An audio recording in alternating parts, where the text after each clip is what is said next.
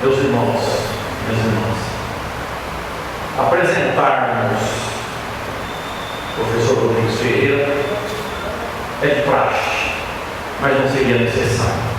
Quem não conhece o Rodrigues Ferreira? O professor Rodrigues é um dos ícones do Espiritismo aqui em São Paulo do Preto, que algumas vezes esteve presente junto conosco. E para quem tem a oportunidade de conhecer um pouco mais profundamente, o admira a cada dia que passa, pela força de trabalho, pela inteligência aguda, pelo conhecimento enciclopédico. E hoje é uma alegria muito grande que nós o recebemos. E desejamos, professor, que o senhor seja muito feliz, como sempre tem sido nas suas explanações. E cabe-nos o dever de ouvi-lo atentamente. Muito obrigado a todos e muito obrigado ao senhor Pedro. Você quer falar nesse microfone também? Esse aqui não é. Só para gravar. Tá bom, então nesse aqui. Caros irmãos, com alegria, com emoção, estamos aqui hoje para uma palestra de um tipo que eu praticamente nunca fiz, porque eu hoje não vim aqui falar sobre conhecimento espírita, sendo véspera de Natal, nós temos que falar de Jesus. E eu sou meio mole para falar de Jesus. Quando eu falo, eu costumo me emocionar. Então já vou logo pedindo desculpa se eu me emocionar, porque à medida que o tempo foi passando, eu fui aprendendo um pouquinho mais sobre Jesus. Não sei quase nada, praticamente nada, relativamente ao que tem para saber. Mas esse pouco me emociona muito. E agora eu estou com um livro chamado Jesus de Nazaré, aqui do irmão José, psicografado pelo Bacelli, Carlos Bacelli. Nem todas as pessoas deste país aceitam a mediunidade do Bacelli e as obras dele. Mas eu acho que quem não aceita está mais perdendo tempo do que outra coisa. Porque ficar procurando erro numa obra que é cheia de ensinamentos bons é um tolice fora do comum. Está cheio. Eu li uns 40 livros do Bacelli. Eu li todos, né? Deve estar por volta de 40. E cada vez eu gosto mais dele, da maneira como ele enfoca a doutrina. Para o meu conhecimento, não tem nada lá que choca a doutrina espírita, muito pelo contrário. É o maior divulgador do Allan Kardec e do Chico Xavier que eu conheço. Ninguém divulga tanto quanto a obra do Bacelli. O Bacelli cresceu perto do Chico Xavier. Eu muitas vezes vi Bacelli psicografar ao lado do Chico, muitas vezes. E o Chico falava: leia, meu filho. Primeiro ele lia, depois lia a mensagem que os espíritos escreveram por ele, Bacelli. Depois o Chico lia a sua. Muitas vezes. E o Chico se casou com uma moça que era filha lá da casa onde o Chico Xavier, no centro lá do Chico. Eles dois formaram uma dupla de convivência muito favorável ao processo de divulgação espírita, que eles fazem com uma categoria fora do comum. Eu costumo indicar livros do Dr. Inácio para o indivíduo tomar conhecimento de doutrina básica. Porque se eu indicar o livro dos médiuns, acontece duas coisas: você não vai ler, Você não vai aguentar. Se você ler da página 5 até a página 63 do Livro dos Médiuns, se você conseguir ler, eu já te dou um prêmio. Que é uma linguagem fácil, gostosa e bonita, mas é profunda e sem um enredo atraente. É informação. O pessoal não aguenta isso.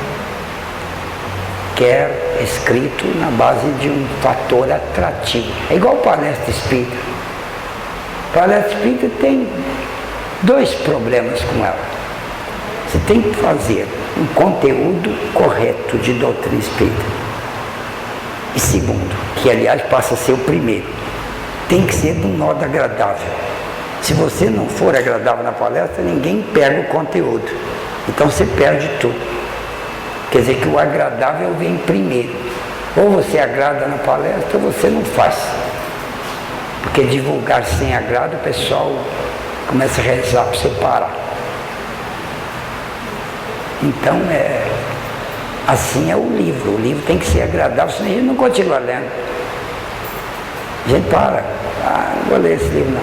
Depois eu leio. E está assim de livro na biblioteca de todo mundo que não foram lidos. Ler livro é um negócio muito complicado. Comprar livro é menos complicado. Pode ver, você tem livro na sua casa que você não leu e você comprou. Então, para o livro ser lido, é preciso de algo a mais. Bom, mas voltando ao ponto, este livro aqui, esse irmão José, que escreveu esse livro, já se vê que é um pseudônimo, né? Espírito muito adiantado, muito adiantado. Ele já era adiantado no tempo de Jesus. Um assessor do irmão José foi mártir do cristianismo e hoje é assessor do José. Então quem é esse José? Quem que é o senhor? Eu sou um qualquer, por exemplo, José. Ele pegou o sobrenome, pegou um nome. Qual que é o nome brasileiro mais comum que tem? José. Pegou esse. Quer dizer, um pseudônimo, igual o André. Não sei como é que eu chamo. Como é que chama esse menino aí? Ele chama André Luiz. Então eu sou o André Luiz. Pronto, André Luiz ficou sendo André Luiz por causa do menino. Ele não tinha arrumado um pseudônimo para ele. Eles não querem aparecer, esses espíritos, né? Não querem ter nome famoso, eles querem servir. E estão certos. Então esse irmão José escreveu uma porção de livros, todos bons. Mas tem um que eu indico para a cabeceira da cama. Compre aquele livrinho e bota na cabeceira e toda noite você lê um pedacinho. Eita livrinho! Chama Confiai e Orai. É o nome do livro. Não é orai e confiai, não. É confiai e orai. Cada frase daquele livrinho, você aprende alguma coisa. Eu aprendo alguma coisa. Então eu gosto demais. E outros mais, né? Todos os livros deles são. Agora, esse daqui, eu até trouxe, porque hoje não vou fazer uma palestra não, sabe? O que eu vou é ter uma conversa com vocês sobre Jesus. Porque hoje não é dia de divulgar conhecimento. Se a gente puder, hoje, nós vamos divulgar emoção, se puder. Porque está na hora de gente se emocionar. Porque Natal é o quê? Natal para os espíritas.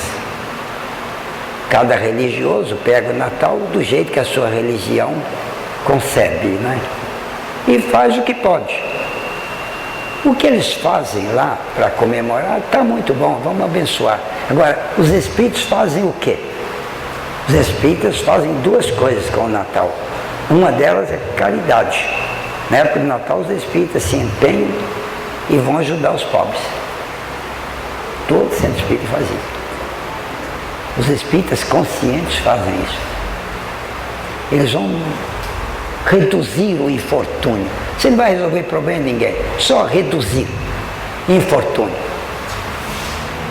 No Natal você tem que fazer isso. Tem um livro do Dr. Inácio, lá do Bacelli, que quando chegou na época de Natal, o Dr. Inácio mora lá no Além e tal, dirige um hospital, tem uma opção de gente lá, o pessoal espírita e tal, uma opção de amigos vão lá. Chegou na época de Natal, reuniu um monte de espíritas lá, combinaram antes. Eram uns 200 espíritas assim, dessa turma que era espírita por aqui, desencarnou e está tudo lá, né? Na hora que eles encontram aquele monte de gente que a gente conhece, fala o nome lá para conhecer esse cara, conhecer aquele cara. E no Natal eles iam sair para fazer uma visita para o Umbral. O Umbral é ali pertinho, né? Saiu de casa assim, já. Logo ali adiante começa o Umbral. E quem ia com eles? Chico Xavier. Chico vinha lá de cima de onde que ele mora para ir fazer peregrinação de Natal. Porque o Chico fazia peregrinação de Natal quando estava aqui. Algumas vezes eu fiz com ele. É um negócio bonito. Fazia comida lá no centro, distribuía, depois ia visitar os pobres lá na favela. Ele ia. Quem tivesse com ele, ia junto. Aquilo que ele fazia, eu não fazia, mas quando eu estava lá, eu fazia porque ele ia. E eu vi como aquilo é importante. Bom, lá no Além eles foram fazer peregrinação também, do mesmo jeito daqui. Achei bacana aquilo. Então os espíritas no Natal fazem duas coisas. Uma é caridade. A outra é algum estudo sobre o Natal. Se eles não fazem, eles até que gostariam de fazer. Ou, às vezes querem fazer, mas não é praxe muita não, sabe? Por exemplo, o centro aqui, na véspera de Natal, está fazendo um estudo sobre Natal. É esperado que seja sobre Natal. Então, eu trouxe o livro porque eu quero ler. Eu quero ler para vocês. Agora eu vou ler bem devagarinho, bem compassado, para não chatear e não cansar. E vou pedir licença para sentar ali. Por favor, de ver uma cadeira para mim. Aqui, ó. Vou sentar ali e vou ler. Vou ler uns pedacinhos aqui do livro. E aí você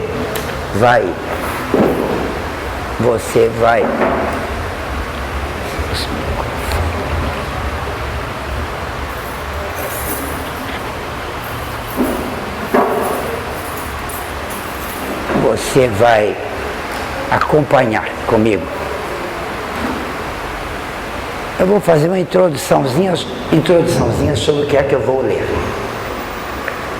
Tem alguns aspectos do Evangelho que são meio controvertidos. A gente, quando era católico, escutou aquilo lá. Mas chegou cá no Espiritismo, os Espíritos não mexem com aquilo, com aqueles pedacinhos lá. E aí o pessoal espírita ficou sem saber como pensar espiritamente sobre aqueles pedacinhos que a gente aprendeu lá no católico. Por exemplo, a Ave Maria. A gente não mexe com a Ave Maria no Santo Espírito. Né? E, por exemplo, aquele negócio lá do nascimento, da anunciação de Jesus, de quando o anjo veio anunciar que Jesus ia nascer. A gente não sabe bem sobre aquilo. Será que foi mesmo daquele jeito? Então, não tem esse tipo de estudo no Espiritismo. O pessoal não toca muito nisso. E depois, a própria gravidez de Maria, o pessoal não toca nesse assunto. Os Espíritos não estudam isso. Como é que Jesus era filho do José ou não era? Então, tem gente que acha que não era. Mas isso é os católicos que falam. Os espíritas não pensam. Eu mesmo achava que Jesus era filho de José. Mas não tinha informação, eu formei uma, não é? Ninguém falou para mim como é que é. Eu achei, então, que deve ser do jeito natural. Porque se não for filho de José, como é que foi que Jesus nasceu? Partenogênese. Partenogênese é um processo biológico de nascimento sem pai. A mãe bota o ovo e pronto, nasce um filhote lá, sem fecundação. É muito comum em insetos. Insetos e carrapatos, por exemplo.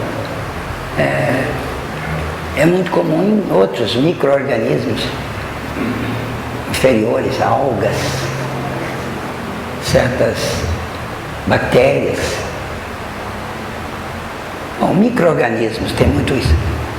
Mas na espécie humana não tem partenogênese. Será que Jesus era partenogenético? Se a mulher dele não coabitou, se a mãe dele não coabitou com o homem, então Jesus era filho sem pai. Mas acho que Deus é o pai, mas como? Como? O pessoal acha que isso é tabu e ninguém conversa nisso. A gente não sabe. Pois o José aqui está falando. E eu fiquei com o cabelo eriçado, porque eu aceito essa mediunidade aqui do Bacelli. E aceito a informação do irmão José. Mas eu não estou querendo que vocês aceitem não, porque não é importante demais para você ser uma boa pessoa. Se você aceita ou não aceita, você pode ser boa pessoa. Mas é só para esclarecimento, né? Para a cultura da gente. Então, os pedacinhos que eu vou ler são ligados com isso aqui mesmo, sabe? Eu vou pegar aqui no capítulo 2. Vou ler bem devagarinho e parando. Vai falar sobre o José, o marido de Maria, mãe de Jesus.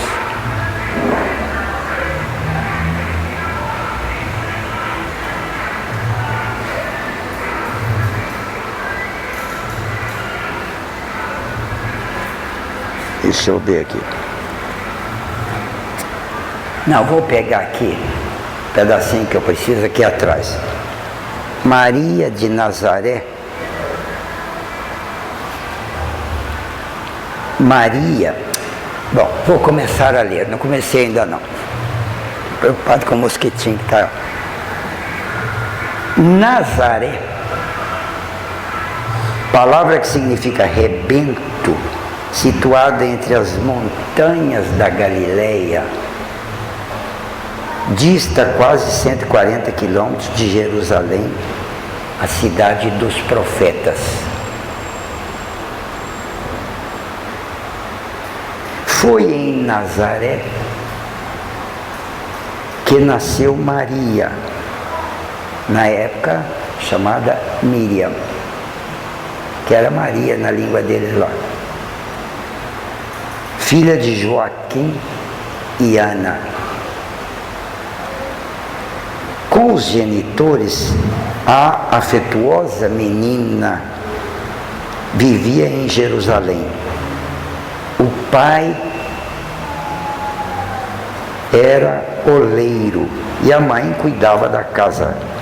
Ambos cooperavam nas atividades religiosas do templo.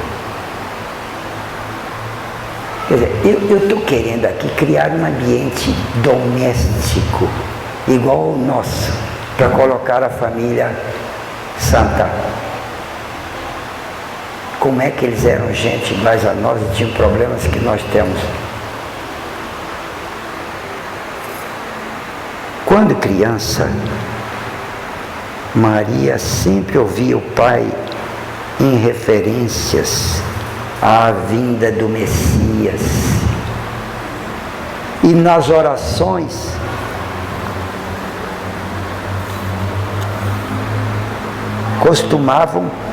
eles costumavam proferir em casa, desenrolando velho pergaminho. Joaquim, com a voz tomada por forte emoção, lia as anotações do profeta Isaías. Com impressionante precisão, onde o profeta profetizara muitos séculos antes a vinda do Senhor. Aqui tem uma citação de um texto do Velho Testamento falando da profecia do Isaías. Certa noite, Maria, que então estava apenas com 11 anos, são as notícias que a gente nunca teve. Eu nunca li nada sobre a vida de Maria, fora daqueles pedacinhos que tem lá no Evangelho. Agora tem um espírito aqui que sabe das coisas porque ele é espírito. Ele está contando coisas que ninguém sabe. O que aconteceu com Maria aos 11 anos? Você nunca ouviu falar?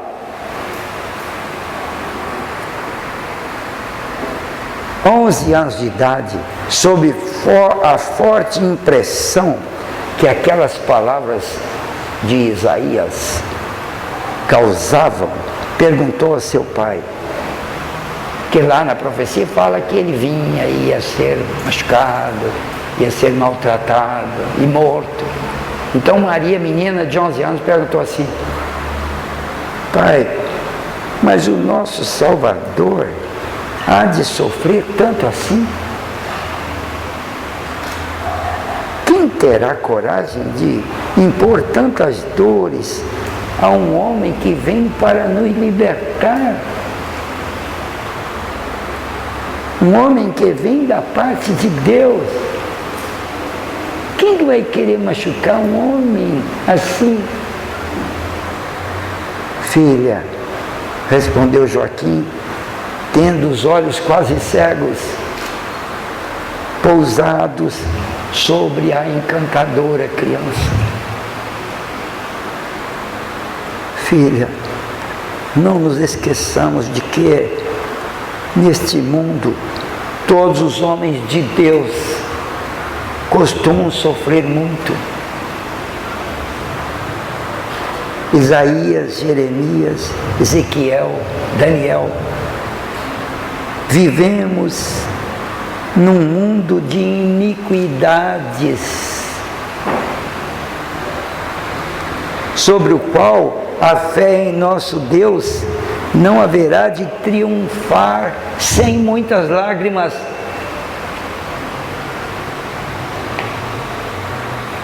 Papai, eu não entendo isso, replicou a doce menina. Como a bondade pode suscitar tanta maldade?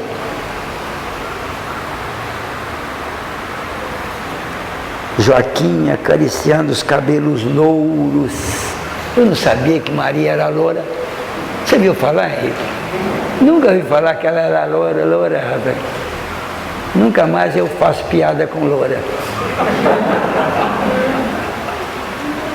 Eu já nem gosto de fazer mesmo.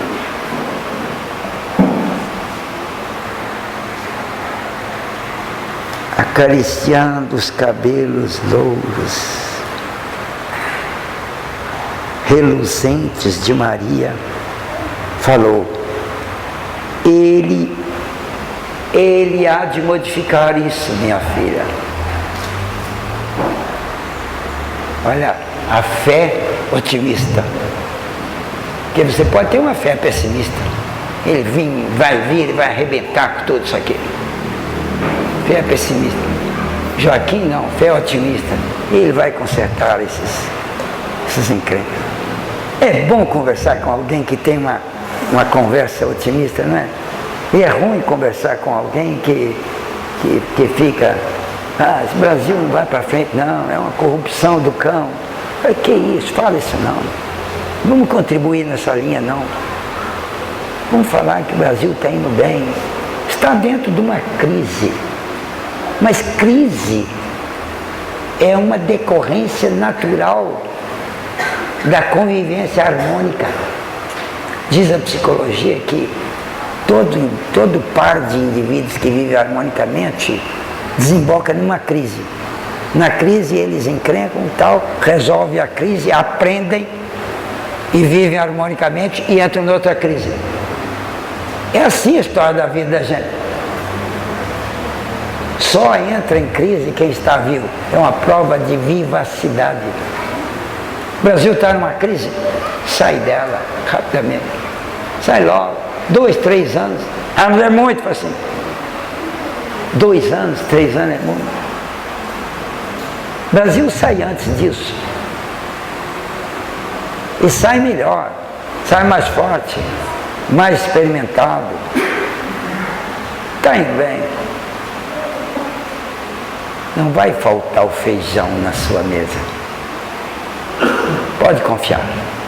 Jesus está no comando. Então nada de pessimismo. Vamos ter uma conversa otimista. Joaquim falou para a filha: ele vai vir, ele vai consertar isso, filha. Ele há de nos ensinar sobre o amor. Amor a Deus e amor ao próximo. Sendo que amar o próximo inclui amar toda a criação. Por esse motivo, desde haver compreendido que assim é, eu deixei de fazer sacrifícios de animais no templo. Eu tenho que amar a criação, nada de matar cabrito, cordeiro, para fazer sacrifício de agrado a Deus. Eu já entendi que Deus não está nessa de gostar de ver você matar algum ser vivo para Ele gostar de você ou te perdoar alguma encrenca sua. Se você tiver um pouco de pensamento, você vai descobrir que não é assim. O Joaquim descobriu, parou de fazer sacrifício. Sim, papai, o Senhor fez muito bem. Deus, para ser adorado, não precisa de uma só gota de sangue a ser derramada. Eita menina inteligente só, 11 anos. 11 anos a loura tinha. Eu estou conhecendo uma pessoa diferente aqui. No entanto, minha filha, tornou o genitor com cautela. Não nos convém externar essa nossa opinião em voz muito alta aí para fora, porque o mundo é mau e pegam as palavras da gente às vezes para nos punir. Isso acontece até hoje, né? Lá naquele tempo acontecia muito. Jesus já nasceu em perigo. Perigo de ser perseguido, de ser... Porque antes dele chegar, corria a notícia de que ele vinha. Olha aqui, ó. Eles estão conversando aqui sobre a vinda do Messias. Mas aqui adiante tem uns pedacinhos que eu quero muito que vocês... eu sei que ler é um negócio meio chato, sabe? Mas nós estamos aqui numa noite diferente. Hoje não é uma noite comum. É véspera de Natal. E eu estou querendo introduzir uma emoção sobre Natal.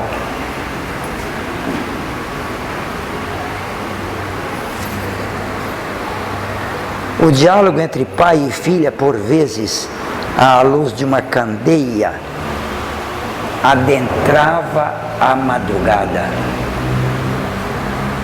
Ana, exausta pelos labores do dia, acabava por cochilar sobre um tapete que ela habilmente tecera. Olha aí, é uma família A mãe tece, o pai trabalha, os dois conversam, a mãe cochila. É igual nós, né? Você não cochila às vezes? Você pode cochilar até agora aqui. Se quiser, cochila tranquilo. Né?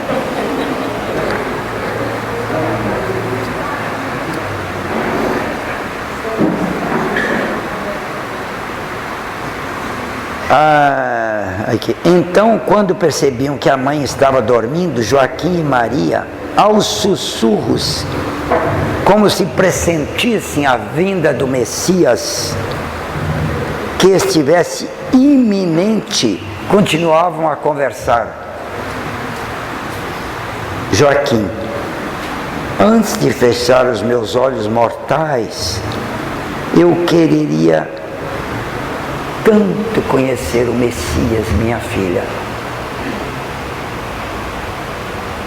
Ele não sabia que ele está na família do Messias. E ela, Maria, eu também, papai. Ai, gente, eu não aguento isso. Ela, eu também, papai. Redarguiu a vivaz garotinha. Se eu pudesse, pediria à mamãe de Jesus, mamãe dele, para segurá-lo um pouquinho em meus braços. Será que ela vai me permitir isso? Não sabia que ela era a mãe.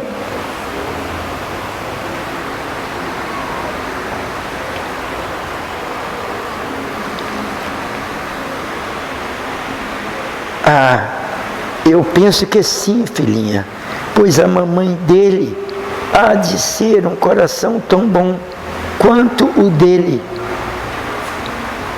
Quanto o dele será. Assim como deve ser o coração de todas as filhas que se parecem com você. Olha que pai carinhoso, conversando com a filha e colocando a menina dentro de uma noção de que ela tinha valor. Os pais de hoje se preocupam tanto em estar ensinando coisas civilizadas para os filhos que não chegam a prestar muita atenção no modo afetuoso de conversar. Na hora de ensinar, larga a prosopopeia para lá, adote uma linha de humildade, de carinho e ensine do jeito que Joaquim está fazendo aqui com Maria, a que vai ser mãe de Jesus. Estão vendo que esse livro vai continuar desse jeito, né? E vai piorando, quer dizer, vai aumentando. Ali adiante eu não vou ficar no ameaço de chorar, não. Na hora que ela souber que é ela, continuando desse jeito aqui, olha aqui.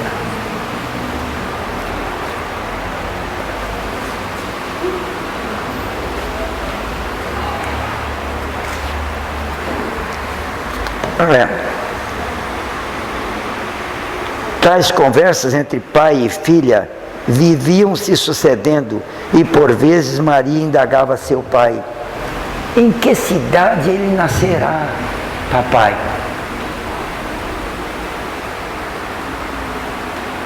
Se pelo menos a gente soubesse, poderíamos mudar para lá. Ficaríamos assim mais perto dele. Esse pessoal estava junto lá no além, eles já tinham um tremendo amor lá. Agora ela está sem ele aqui, está com saudade, ela não está lembrando que ela é preparada para ser mãe dele. Mas ela não está sabendo conscientemente, mas lá dentro tem uma tremenda quantidade de afeto, de amor, ela está com saudade de Jesus. Ela está com saudade dele. E está querendo ficar perto dele sem saber que ele vai vir.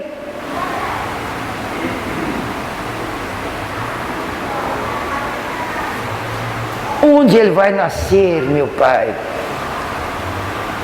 O profeta Miqueias, continuou Joaquim com seu conhecimento das Escrituras. O profeta Miqueias menciona a cidade de Belém.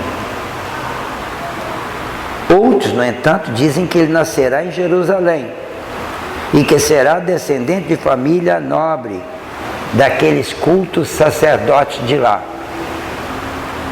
Há ainda quem diga que o nosso libertador há de ser um grande guerreiro, que nos conduzirá como Moisés, com o peso da espada. Porque Moisés foi durão, né? Precisava. Mas foi.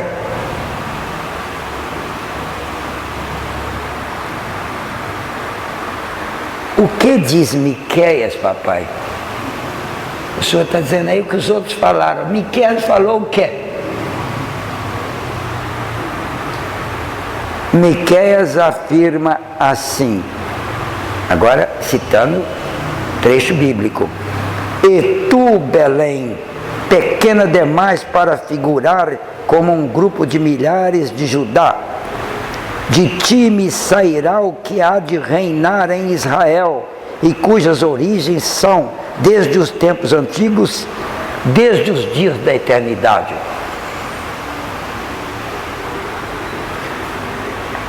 Agora comentário do Joaquim. Entretanto, não sei, ele está falando Belém, não nos é dado duvidar das Escrituras, mas não raro eu me pego pensando, isso é o Joaquim falando, será que o nosso Salvador descenderia da menor das tribos em Israel?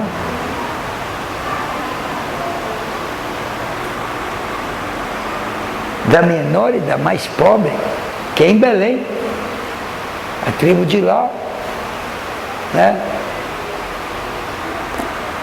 Ah, papai, diz Maria, o tamanho da tribo não importa, nem a cidade. Essa moça é espírita. Olha só o que ela está falando. O tamanho da tribo não importa, nem a cidade importa. Porque ele não poderia nascer em Belém e mesmo em Nazaré?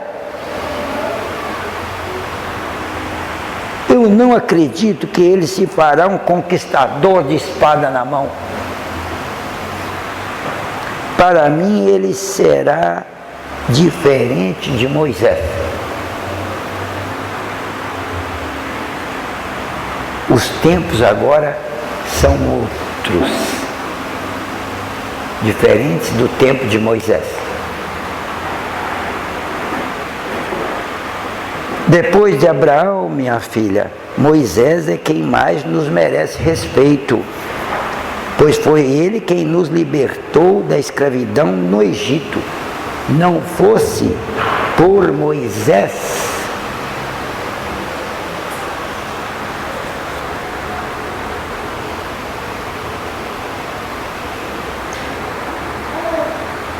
pai, mas antes eram os egípcios que escravizaram o nosso povo, agora são os romanos que escravizam. Não continuamos escravos do mesmo jeito? Será que o Messias, que agora esperamos, não será um libertador diferente? Porque o pessoal que libertou o corpo da gente não libertou nada, a gente continua escravo. Será que esse não vai ser um libertador diferente? A moça era espírita, ela sabia que a libertação não é do corpo. Ela sabia que a libertação não é do corpo.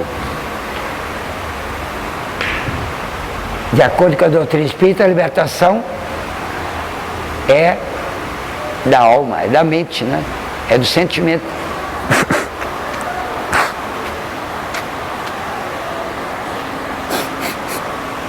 é do processo emocional. A libertação espírita é o quê?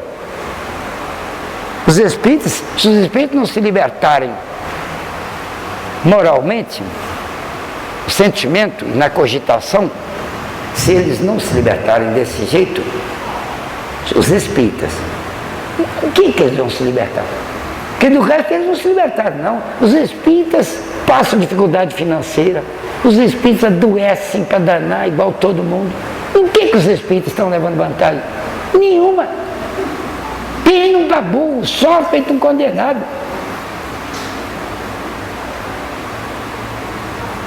Eu passei uma vida aqui em Rio Preto de penúria durante todo o tempo da minha vida de adulto útil.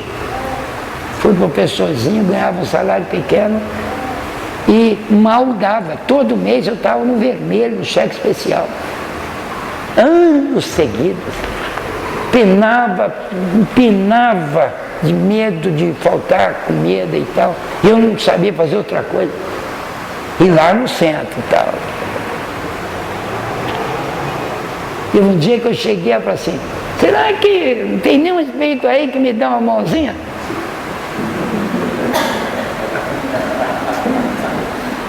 Teve um dia. Mas aí eu li que o Allan Kardec também passou desse jeito. O Allan Kardec chegou desse mesmo. Aí eu me consolei, porque o Allan Kardec também falou. O Allan Kardec falou para os espíritos assim, será que eu erro se eu pedir uma ajuda para vocês? Allan Kardec falou, e os espíritos responderam assim, não te ajudar seria não te amar.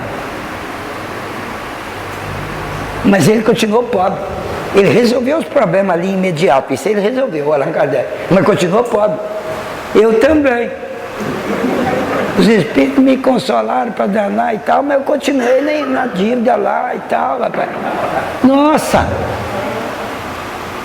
Minha vida melhorou quando eu aposentei. Aí eu fiz um outro estudo, comecei a trabalhar com psicologia. Aí as coisas melhoraram. Ganhei por fora, né? Então,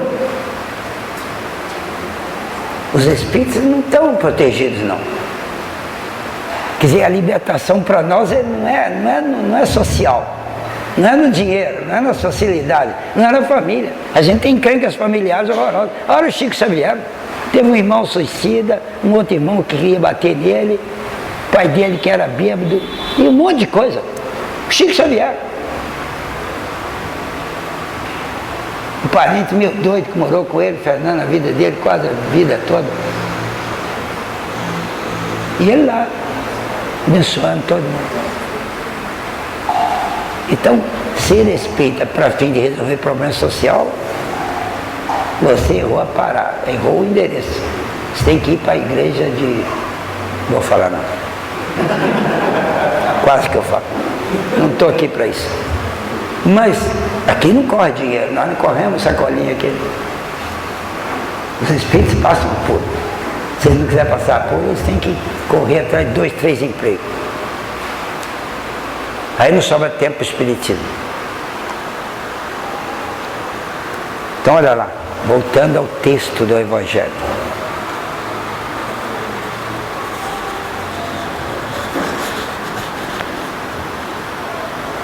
Ela disse que achava que Jesus, quando viesse, que o Messias, quando viesse, seria um libertador diferente. E ele foi. Ninguém entendeu que Jesus era diferente. Ela já tinha entendido antes dele nascer. Ela era um vaso eleito, né? Espírito da mesma categoria. Lá de cima. Ela não era Cristo. Mas era espírito puro.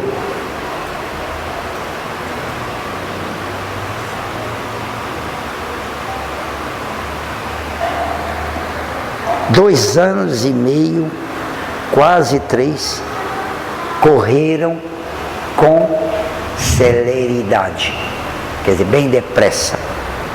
Joaquim, já um tanto idoso, com dificuldade para respirar, adoecera inesperadamente. Em vão os médicos do templo vieram vê-lo.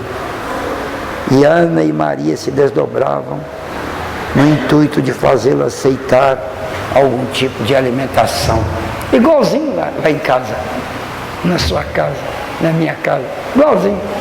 Parente, a gente está doendo, não quer comer, a gente faz. Vamos atrás do médico, vamos atrás de não sei o quê. Aqui, ó. Tome um pouco desse caldo, papai, que a mamãe preparou para o senhor, insistia Maria, que não se arredava da cabeceira do pai.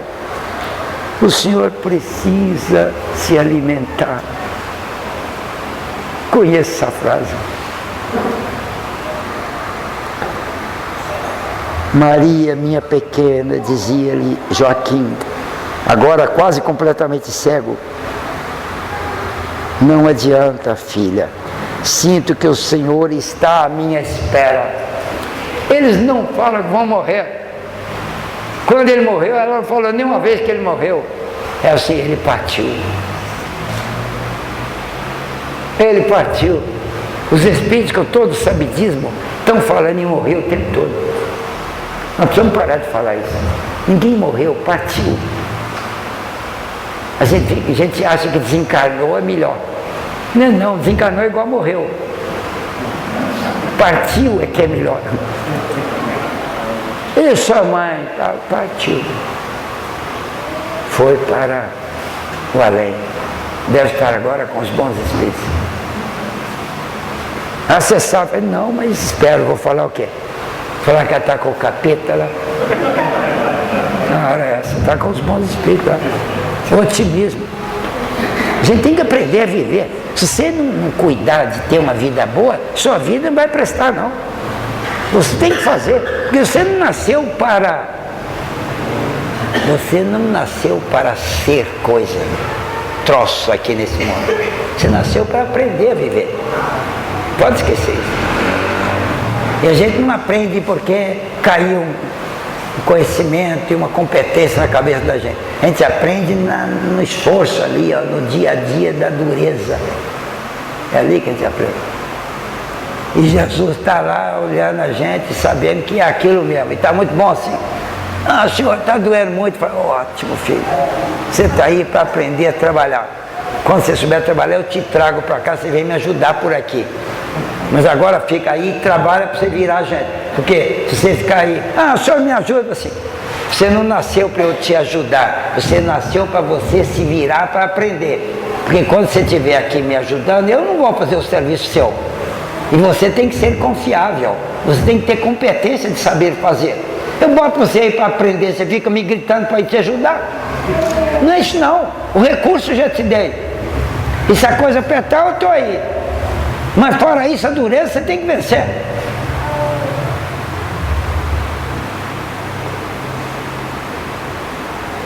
Você conhece um monte de espíritas de alto nível desse país que sofreram para danar.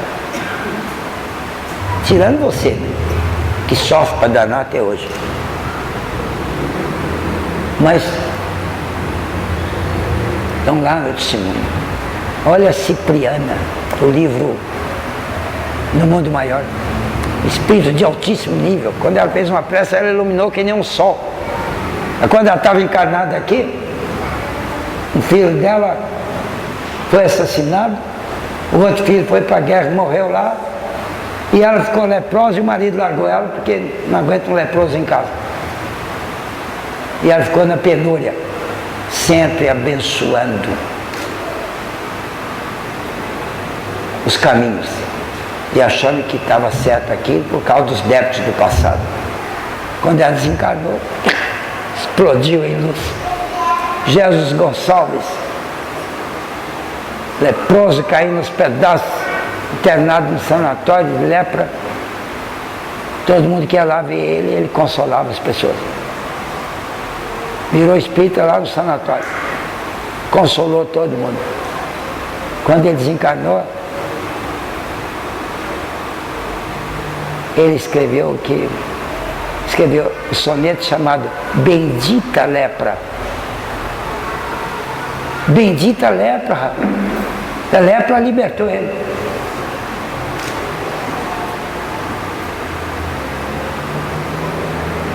Ele escreveu outros sonetos contando quem ele era, né? Outrora, à frente dos conquistadores, num trono de fantásticas riquezas, devastando cidades indefesas, ocupei o cortejo de esplendores. Esse era ele, agora leproso aqui, todo arrebentado. O que adiantou lá ter ocupado o cortejo de esplendores? Isso não vale nada. Conquistar o mundo? Você não veio para conquistar o mundo, você veio para usar o mundo. Os recursos são do mundo. Você tem que trabalhar para arrumar recursos. Mas a sabedoria divina te encaminha muito recurso. Está tudo aí para você. Mas agora use os recursos para você viver. E viva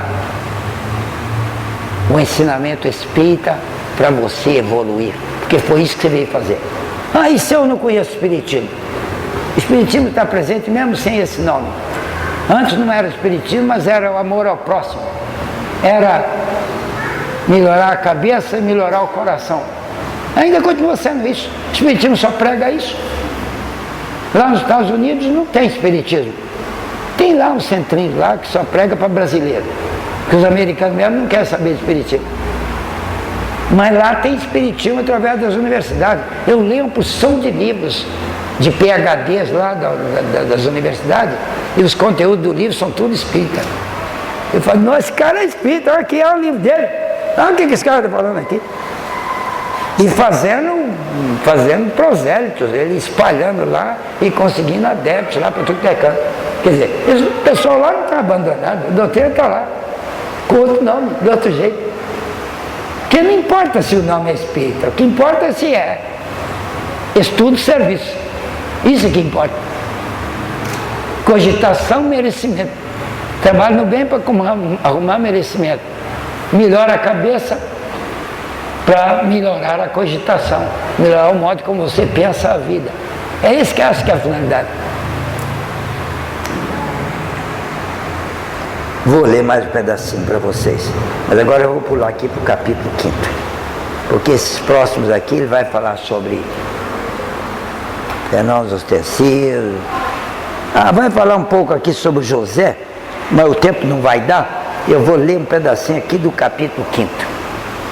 Só mais um pedacinho. Vocês aguentam mais um pouquinho de leitura, não? Aguenta, gente? Aguenta mais um pouquinho de leitura? Está chateando muito esse negócio? Bel, sei que... Pode, Bel. Você que é uma pessoa, está comigo e tal. Posso ler um pouquinho, sem chatice? Então tá bom. Os laços de afeto e de amizade. Eu não tive tempo de ler aqui o encontro de Maria com José. Não deu para ler. E já são 9 horas, não vai dar para ler. Eu quero ler esse pedacinho aqui, ó. É o da Anunciação. Mas o diálogo é inteligente, como é que eles conheceram? Ela foi levar um tamborite para consertar na carpintaria dele. E ele tinha 40 anos, ela tinha 15, 25 anos mais velho que ela. Ele gostou dela, mas não é aquele gosto assim, tarado, né? Aquele negócio de... não é aquilo não, é um outro tipo de gosto. É um gosto assim... Pô, que moça, que sensibilidade, que doçura de pessoa. Foi assim que ele gostou dela.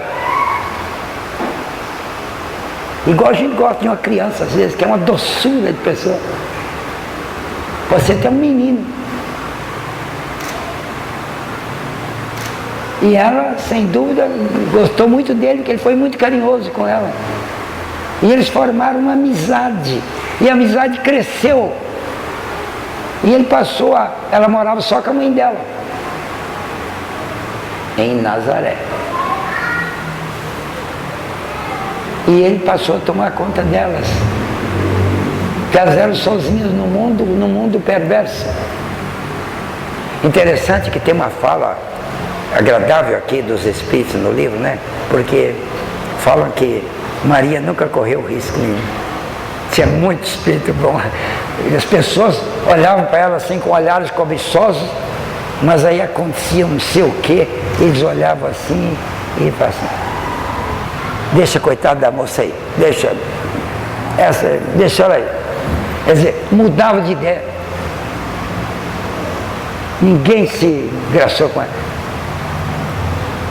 Tem uma viagem aqui que eles fizeram, a pé, aqueles lugares longe assim, era perto, 140 quilômetros, assim, eles iam a pé.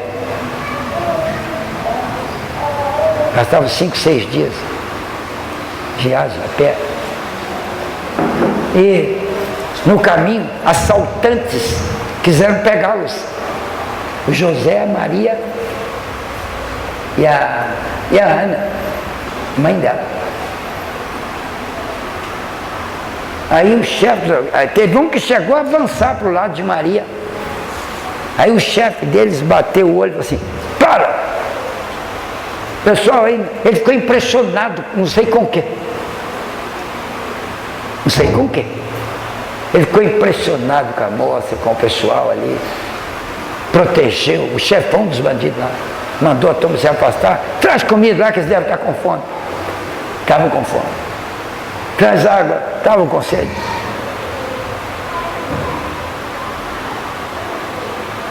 Olha só que coisa. Bom, vou ler aqui o pedacinho que a Anunciação. Os laços de afeto e de amizade foram se estreitando entre Ana, Maria e José, que praticamente passou a ser tratado como se fosse um membro da família. Obedecendo a ditames de ordem superior, tudo aconteceu muito depressa. Esses ditames de ordem superior é porque a Ana estava no fim da vida. Se ela morresse com a Maria com 15 anos, como é que ia ser? Sem ninguém tomar conta dela. Então a espiritualidade já trouxe o José, que aliás já veio de lá, encarnou para isso. Porque ele se afeiçoou muito com elas. E aí ele ficou convivendo ali com elas naqueles dias e protegendo e provendo e auxiliando no que fosse possível. Mas ele não dormia dentro de casa, ele dormia lá de fora. Ele fez uma caminha para ele debaixo de uma mangueirinha lá e dormia assim lá de fora, perto da porta, para proteger elas de noite. E não dormia lá dentro para ninguém falar mal delas. O cara era barra, né? Ele também era. Quem que ele era? Espírito lá, da mesma linha lá. Quem que era? Quem que era esse José? Acho que um cara que ia tomar conta de Jesus não ia ser no mínimo espírito puro também, não? No mínimo. Esse Joaquim era outro espírito puro. Pai dela, pai de Maria. Quem que era?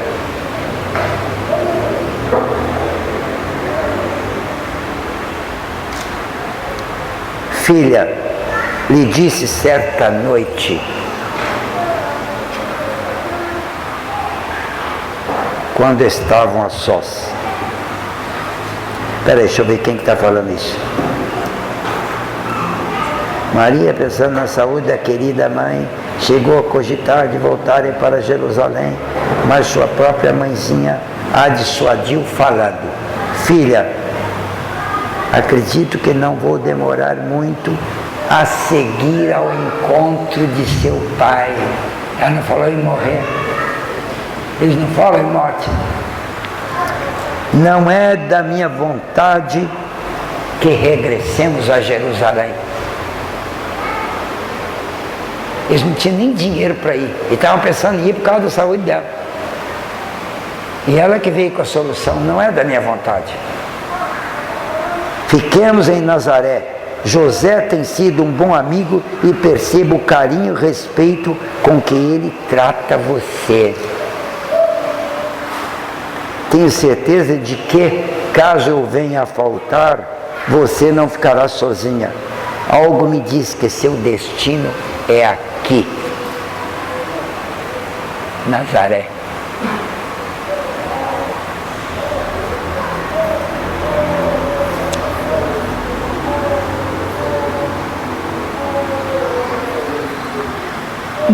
Aí elas têm um diálogo, e a minha mãe fala que ela devia se interessar mais pelo José, porque ele estava gostando dela.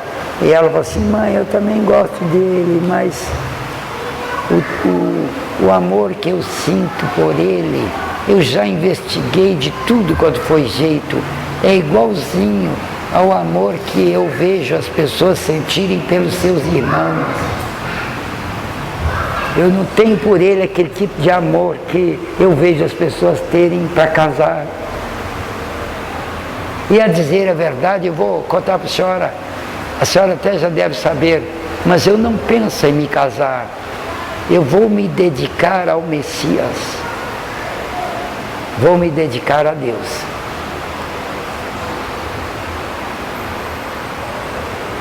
Aí a mãe falou assim, eu sei, filho, mas o José tá tão bonzinho, que a mãe estava preocupada, pô. Ele casa com ela que, né, não tem jeito, não pode largar ela aqui. Eu estou morrendo e a menina tem 15 anos. Não tem mais ninguém no mundo.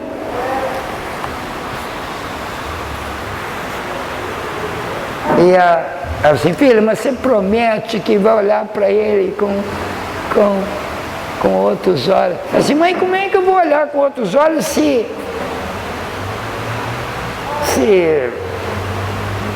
eu sei que eu não vou coabitar com homem algum?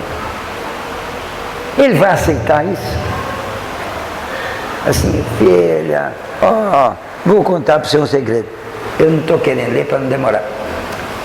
Eu, quando casei com seu pai, também era assim, eu não queria coabitar.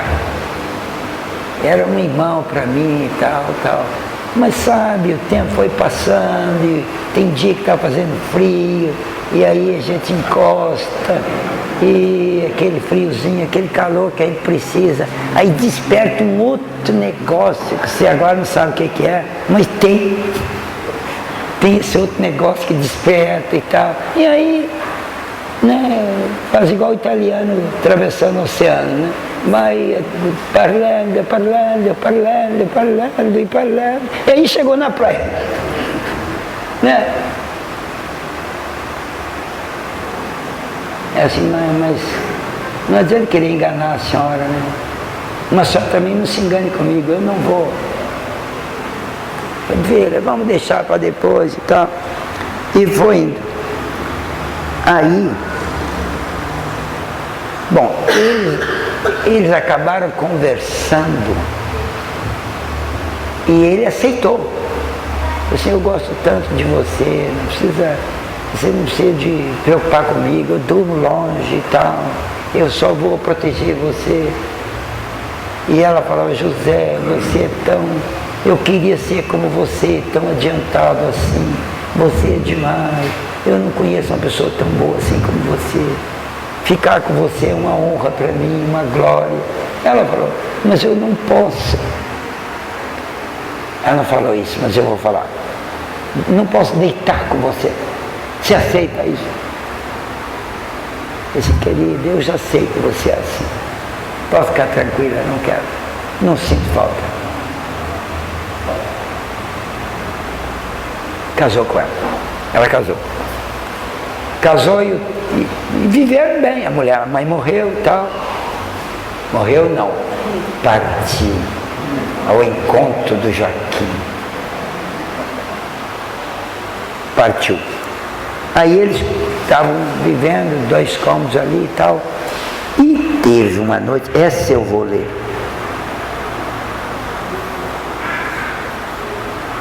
Certa noite, quando Maria se preparava para dormir,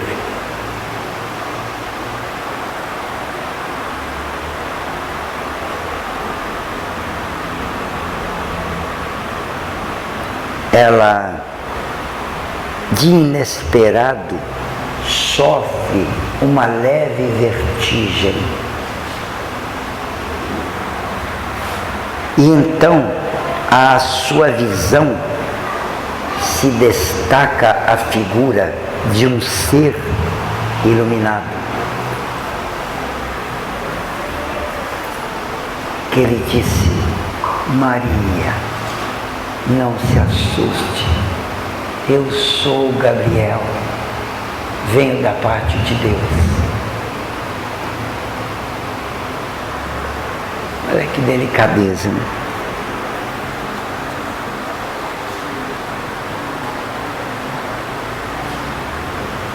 Aí ele falou isso sem palavras, porque ela entendeu isso. Parece que ele pensou e ela entendeu. Porque o que ele falou foi o seguinte. Agora olha que bonito isso, hein? É a história da Ave Maria. Olha aqui, olha o que ele falou para ela. Salve, agraciada menina. Salve, Ave, Ave Maria, salve. Mas ele não disse o nome, agraciada menina. O Senhor é contigo. Bendita és tu entre as mulheres.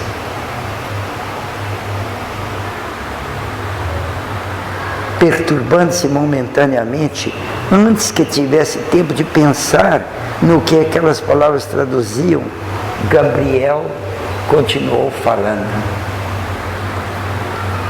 Maria, não temas, porque achaste graça diante de Deus. Eis que conceberás e darás à luz um filho, a quem chamarás pelo nome de Jesus. Este será grande e será chamado Filho do Altíssimo.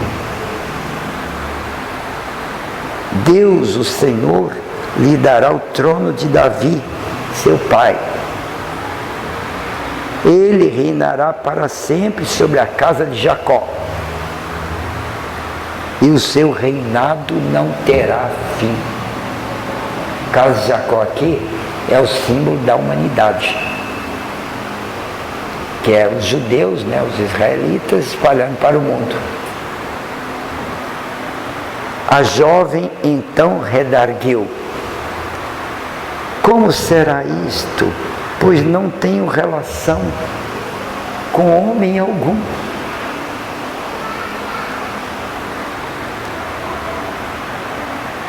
Explicou-lhe Gabriel com as palavras que ao longo dos séculos passados e dos séculos por vindouros permaneceram e permanecerão como um desafio aos exegetas de todos os tempos. Exegetas são as pessoas que explicam as Escrituras. Desafio aos exegetas de todos os tempos a respeito da concepção daquele que é o caminho, a verdade e a vida. A concepção de Jesus. É assim, como que vai ser que eu vou ser mãe se eu não conheço homem algum? Olha aqui, aspas, descerá sobre ti o Espírito Santo, e o poder do Altíssimo te envolverá com a sua sombra. Por isso também o ente santo que há de nascer será chamado Filho de Deus. Quer dizer, não vai ser filho dos homens, Filho de Deus. Quer dizer, a fecundação ali foi por um processo mental superior. Quer dizer, hoje em dia eles transferem espermatozoide para dentro do útero de uma mulher e o espermatozoide fecunda o óvulo lá dentro dela.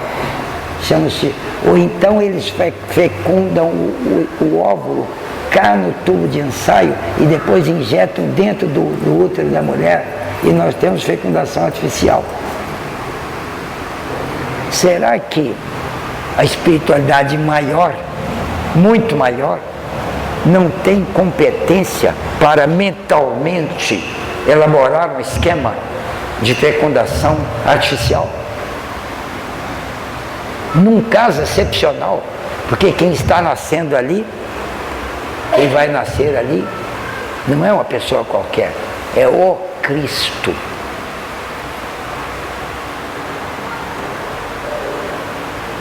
Inteiramente submissa ao que de imediato soube interpretar como uma determinação divina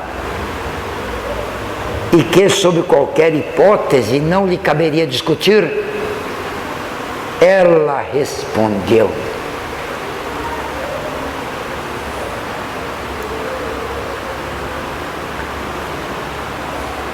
aqui está a serva do Senhor,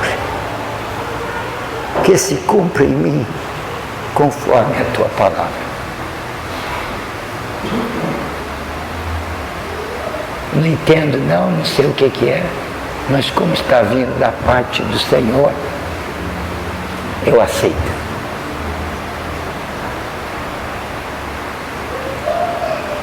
Isso aí continua bonito até o fim. Tenho certeza que vocês vão comprar esse livro e vão ler, né? Com certeza. Chama Jesus de Nazaré. Mas eu vou parar com o livro aqui, porque eu ainda peço 5 minutos para vocês.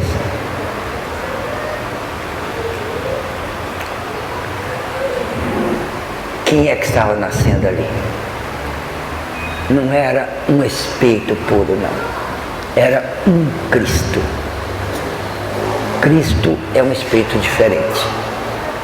É espírito, mas é diferente.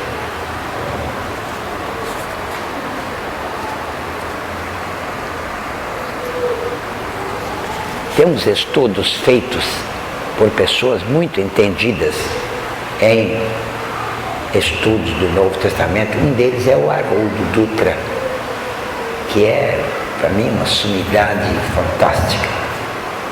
Aquele homem é missionário de altíssimo nível.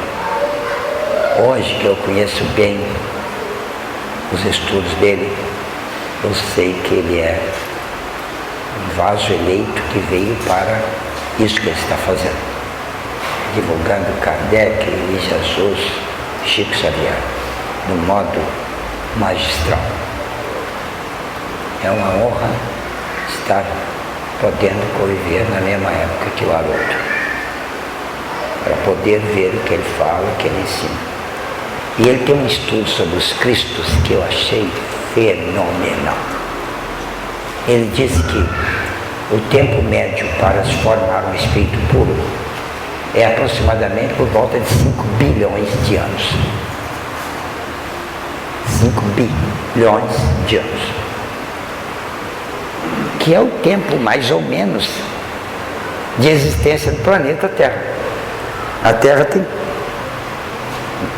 4 bilhões e 700 milhões de anos, que é o tempo de separação dos planetas aqui, da explosão da nebulosa que havia. O Sol separou, os planetas todos separaram, as massas menores circularam em torno da massa maior, que é o Sol, e formou o nosso sistema planetário. Isso faz 4 bilhões e 700 milhões de anos, que é quando a Terra começou a circular por aqui. Era uma bola de fogo. Ela gastou 1 bilhão e 500 milhões de anos para esfriar razoavelmente. Há 3 bilhões e meio de anos atrás, a Terra estava fria bastante para, em vários lugares, mas não em todos, já começar a ter seres vivos muito primitivos. Hoje nós temos isso bem catalogado nos anais da paleontologia. Eu próprio estudei isso na faculdade com todas as demonstrações científicas dos fósseis de carbono de 3 bilhões e meio de anos atrás. Dali para cá começou a evolução dos seres vivos por aqui. Bem, então o Haroldo faz um estudo que os espíritos que começaram aqui na Terra, eles começaram com micro-organismos e vão terminar como espíritos puros. E isso gasta aproximadamente 5 bilhões de anos. arredondando.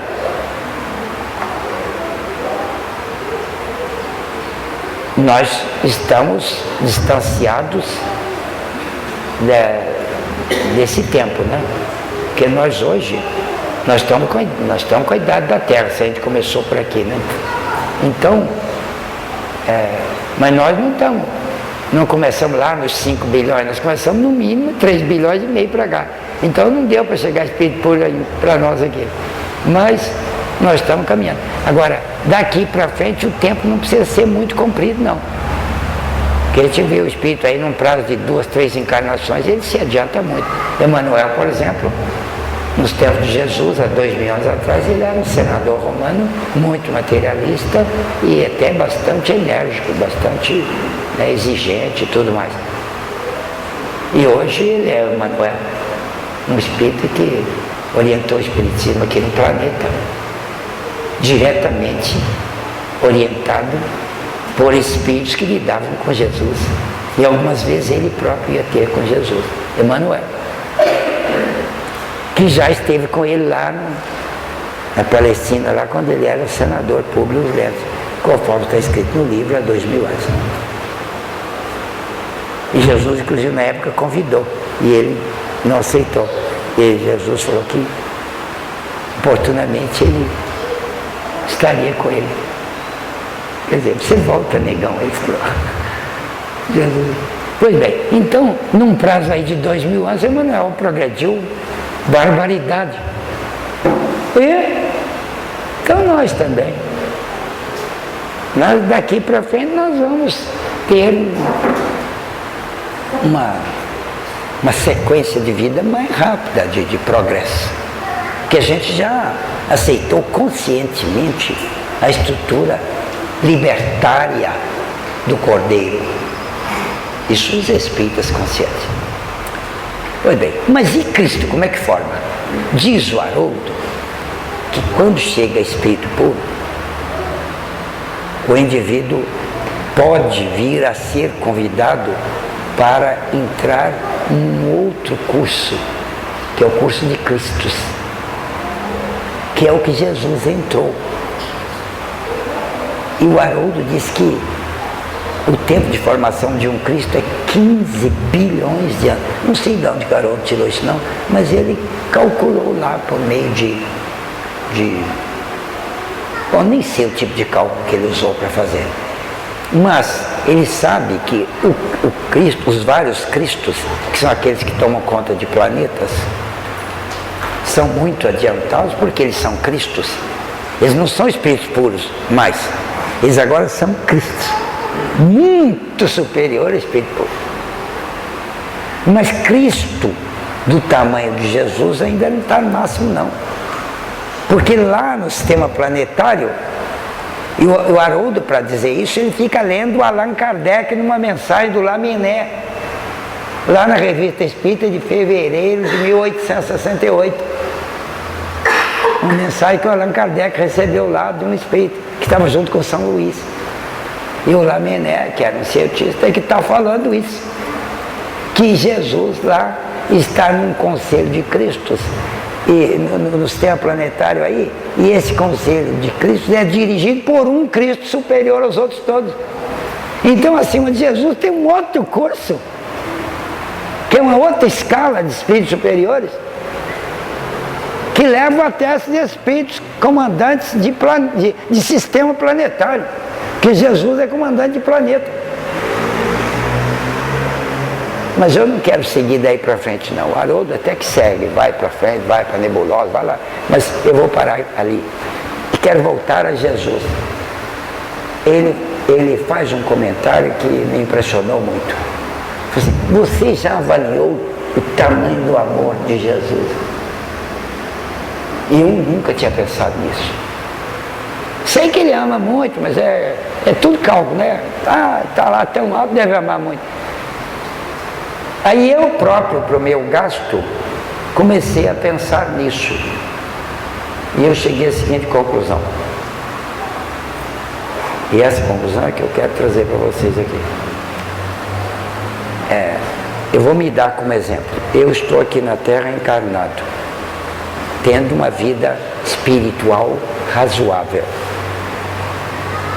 Se eu, ao desencarnar, se eu não tenho garantia nenhuma disso, nem ao menos esperança, eu até que gostaria, mas não tenho essa esperança. Mas sei também que não é muito diferente disso, não.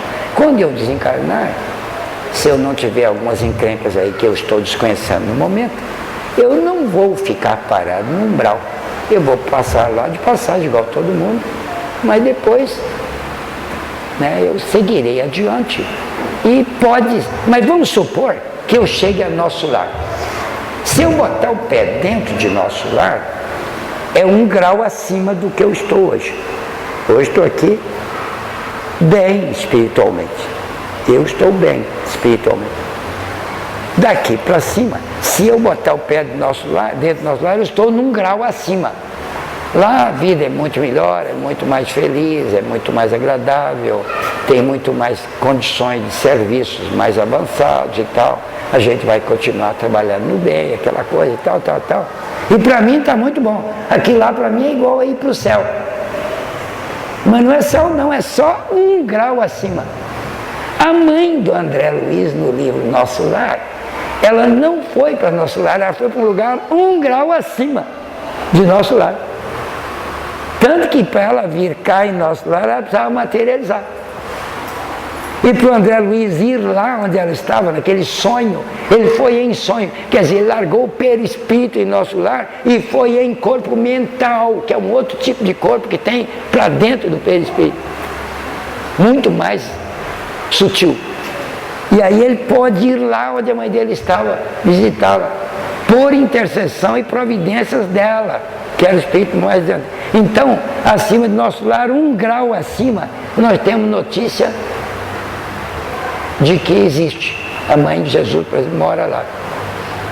E teoricamente eu calculo que tem mais 1 grau acima, depois mais 1 grau acima, depois mais 1 grau acima.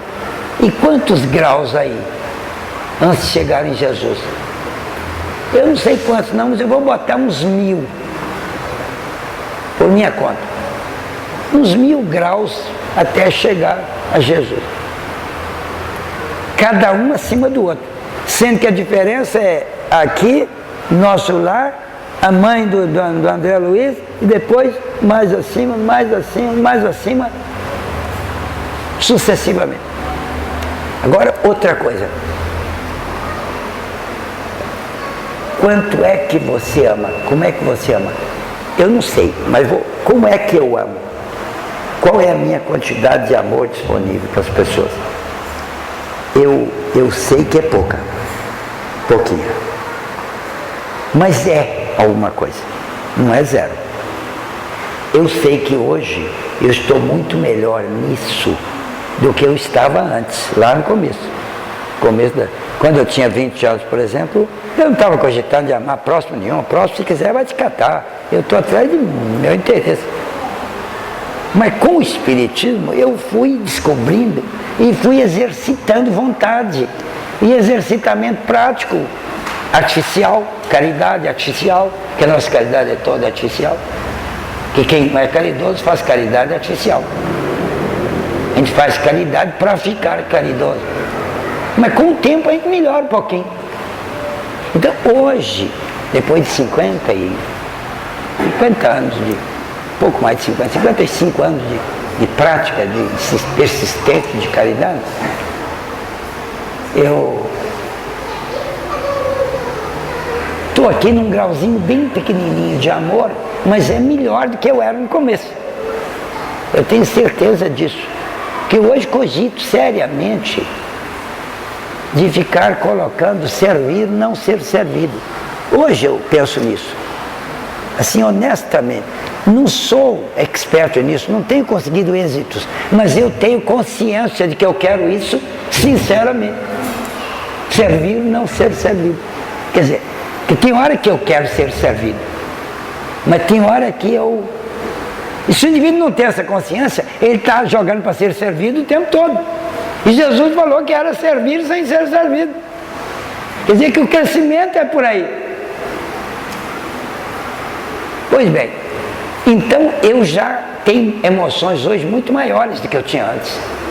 O meu nível de satisfação hoje é muito maior do que eu tinha antes. E o meu tempo de insatisfação é muito pequeno. Mesmo coisas difíceis, aí eu trato de sair daquilo bem depressa e tal.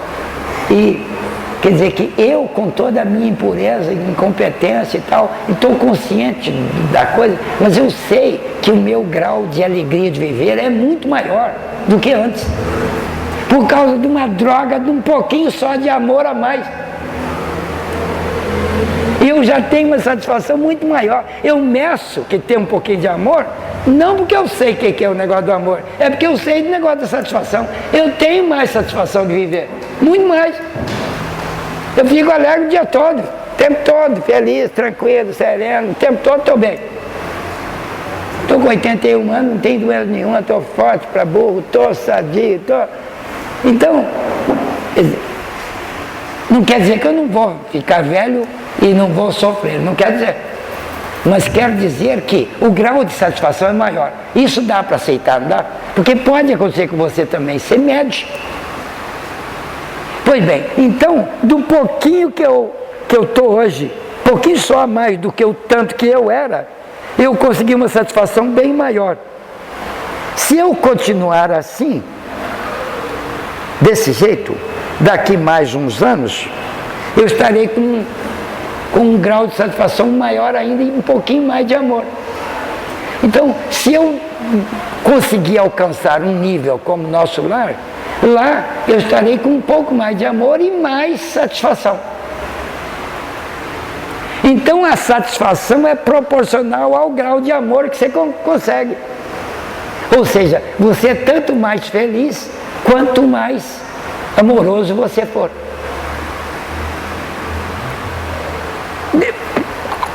Depois disso, depois do nosso lar, no grau seguinte, quando eu chegar lá, terei mais amor e mais satisfação. Quer dizer, o grau de felicidade será maior. E daqui até lá eu só estou falando em 2 graus. E a cada grau aumenta o amor e aumenta a felicidade. No grau seguinte, mais amor, mais felicidade. No grau seguinte, mais amor, mais felicidade. Aí agora, isso é coisa minha. Eu que pensei nesse exemplo. Mas agora eu entendo o que o Haroldo falou assim. Você tem notícia do tanto que Jesus ama? Eu não tinha naquele dia. Mas na hora que eu arrumei esse exemplo, eu comecei a ter. Falei, nossa, se um pouquinho só a mais de amor aumenta tanto a alegria, depois mais um grau a gente calcula como é que vai ser a alegria. Depois mais um grau você calcula de novo. Quando chega em Jesus, a quantidade de amor que Jesus tem é tão imensa que não há nada que você possa fazer que Jesus pare de amar você. Qualquer coisa, qualquer perversidade, ele não muda, ele te ama. O tanto de amor que Jesus tem é tal que Jesus já não pode mais, quer dizer, quando chega a Cristo, ele não mais pode errar nada. Não tem jeito de errar. Nem encarnado ele não erra. Agora, quando não é Cristo, que é só Espírito puro, se ele encarnar, ele dá erro. Vê isso no livro Renúncia. Alcione, lá naquele planeta, na satélite de Sírios, né? Tinha 2 sóis, aquelas 2 estrelas lá de Sírios, né? Onde Alcione morava. E ela era Espírito puro. E decidiu encarnar na Terra. E o Antênio, o instrutor dela, falou, Alcione, não vai não, filha, você sabe que é perigoso lá. Quando você encarnar, você vai ficar sujeito às leis da carne. E aí você corre risco. Ou seja, risco de errar. Quer dizer que o Espírito puro, quando encarna, pode errar. E o Antênio previne, faz você... Tem gente que foi e depois não voltou para cá. Ele arrumou um karma lá sem perceber, teve que ficar uns tempos. Tá? É assim, eu sei, mas eu posso mesmo. E veio. Alcina, no livro Renúncia. O pessoal que lê o livro sabe como é que ela triunfou. Ela correu todos os riscos, mas você vai ter risco de atração da matéria, você vai ter risco de tentação sexual, você vai ter risco de proeminência de personalidade, quer dizer, todos aqueles riscos de vontade de ser importante, que é tudo coisa do força da matéria, força da carne, de vida encarnada que tem. E assim, eu sei, mas vou assim mesmo. Agora, quando chegar a Cristo, não tem mais esse risco. Pode encarnar, pode fazer o que for, que não erra. Então, a quantidade de amor que Jesus tem é assim, sensacional. E ele fala uma coisa, o Haroldo fala um negócio lá que eu fiquei comovido. E ele fala assim, você acha que esses espíritos, esses cristos, lá colega de Jesus, a quantidade de amor que eles têm, eles não têm esse amor um pelo outro, né? Eu falei, não tinha pensado nisso. Assim, então, quando um parente seu que se ama muito vai viajar, o que você faz? Aí eu sei o que eu faço. Quando meu filho ia estudar em Londrina, eu chorava na hora que ele saía, e ele falava assim, pai, não chora não, senão fica muito difícil para mim. Eu não posso ver você chorar desse jeito. Eu sofro. Eu falei, filho, mas eu sofro sem você. E o choro é o alívio. Esse mas não chora perto de mim, porque o choro me machuca. Eu falei, tá bom, então eu não vou chorar perto de você, mas você me dê notícia de você pelo caminho afora, para eu não ficar preocupado com o seu bem ou o seu possível mal. Então ele ia de 2 em 2 horas, assim, ele me telefonava. Parei num posto aqui, só para eu ficar tranquilo. Isso porque eu amo muito meu filho. Não é amo hoje não, amava aquele dia. Hoje eu amo mais um pouquinho. Mas, então, se é assim com pessoas estupidamente baixas como eu, como é que é quando Jesus foi encarnar? E aqueles cristos lá, falaram o que para ele? Falaram, mas Jesus, você vai... Então o Haroldo fala assim, você acha que esses cristos vieram visitar Jesus aqui na Terra? Eu falei assim, eu estava escutando a palestra, eu falei, acho que sim, né? Deve ter vindo, hoje eu sei que vieram mesmo, sem dúvida. Vieram não, eles ficavam aqui com ele. Eu falei, mas como é que você sabe disso? Eu não sei disso, eu acho. É só fazer uma análise do amor. Você não fica perto do seu filho quando ele vai viajar, eu fico segurando a mão dele o tempo todo, ele vai viajar, ele fica perto de mim. Agora, quem ama mais do que eu, faz o quê? Faz mais do que isso. Agora, quem ama aqui, 1 degrau faz muito mais do que isso. Quem ama 2 degraus faz muito mais do que muito mais. E quem ama 3 faz muito mais do que muito mais do que muito mais. E quem ama Cristo? Está lá perto dele. Os cristos estavam por aí com Jesus. Tem uma passagem ali no livro que Maria fala assim para José. Não, ela fala para Ana, mãe dela. Ela fala assim, olha mãe, eu tenho hora que eu tenho uns sonhos, eu durmo assim, eu sonho, eu vejo umas coisas tão bonitas, é um coro de crianças cantando, e a música é tão bonita e depois eu vejo uns vultos luminosos assim, como se estivessem voando, e todos sorrindo para mim. Quem é que está ali com Maria? Esse espírito puro lá, cheio de espírito puro. Espírito puro não é Bezerra de Menezes, não é Chico Xavier, não. Esses caras não são puros, não. Francisco de Assis, tá, fichinha, tá longe de espírito puro. Francisco de Assis, tal, essa turma aí, Chico Xavier, tá em que degrau? uns 80 acima de nós aqui, ou 100, ou 200. Mas espírito puro é 1000. Como é que é espírito puro? 1000 degraus na sua frente. Então eles não são espírito puro. Mas quem estava aqui com Jesus era espírito puro. Então Jesus é de um valor que nós não fazemos ideia, de amor.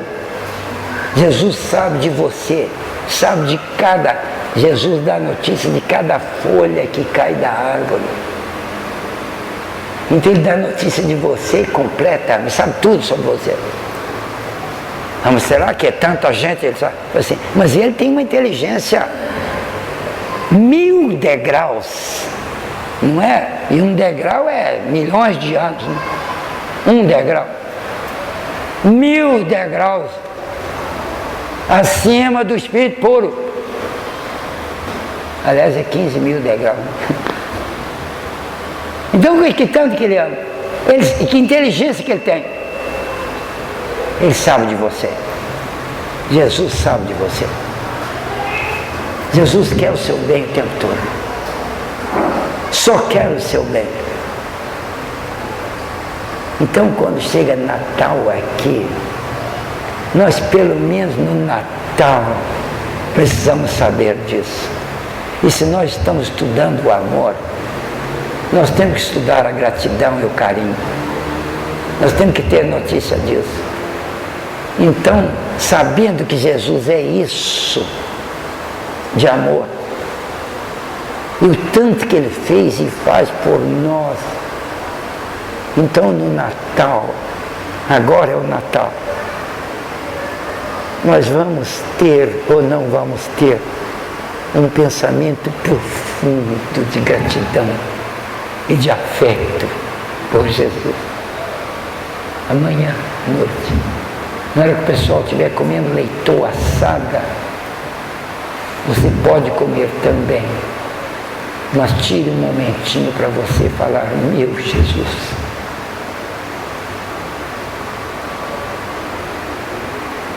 eu te amo.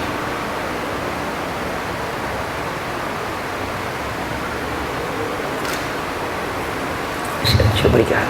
Era isso. Obrigado.